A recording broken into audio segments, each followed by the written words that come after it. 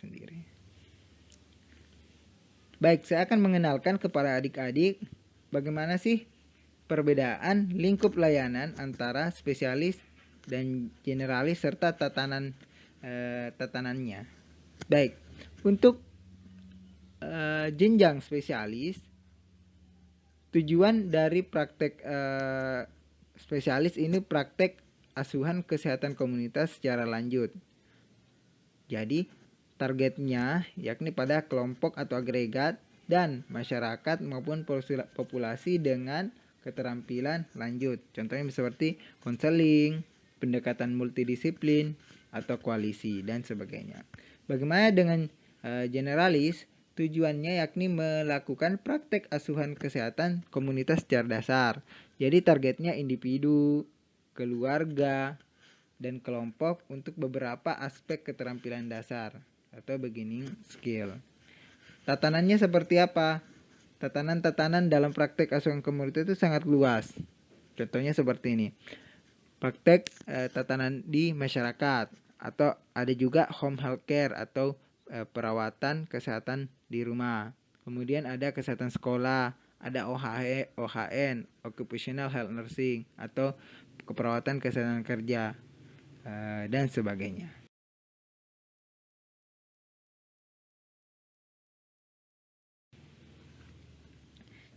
Nih, di sini saya akan memperlihatkan ke adik-adik ternyata praktik community health nursing atau keperawatan komunitas itu sangat luas, tidak hanya di masyarakat. Contohnya seperti community at large atau komunitas yang di masyarakat. Kemudian seperti yang dijelaskan tadi ada home health nursing, perawatan rumah, ada perawatan sekolah, ada ambulatory service, atau mungkin di Indonesia seperti PSC gitu ya, public safety care.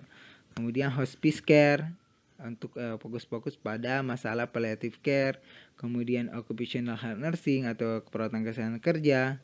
Kemudian correctional health nursing atau keperawatan yang berfokus pada masalah-masalah di lapas atau penjara. Kemudian residential institution, ini seperti perawatan-perawatan di Pantiwerda maupun perawatan-perawatan di institusi lainnya.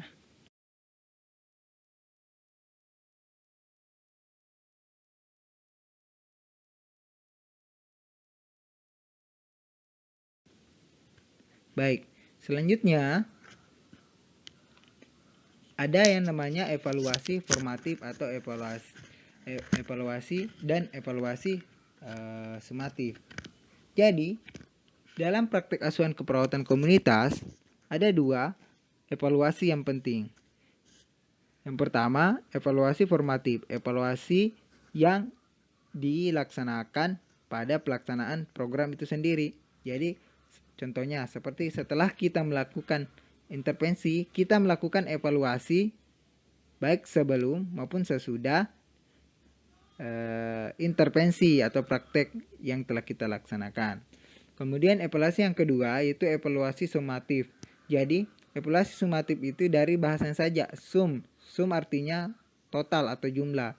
Jadi evaluasi ini berfokus pada evaluasi yang dilaksanakan pada saat program tersebut telah selesai diimplementasikan. Jadi fokusnya kita ingin melihat keberhasilan maupun capaian program, apakah program yang telah kita laksanakan ini telah efektif atau telah berhasil atau tidak dalam mengatasi masalah kesehatan komunitas itu sendiri.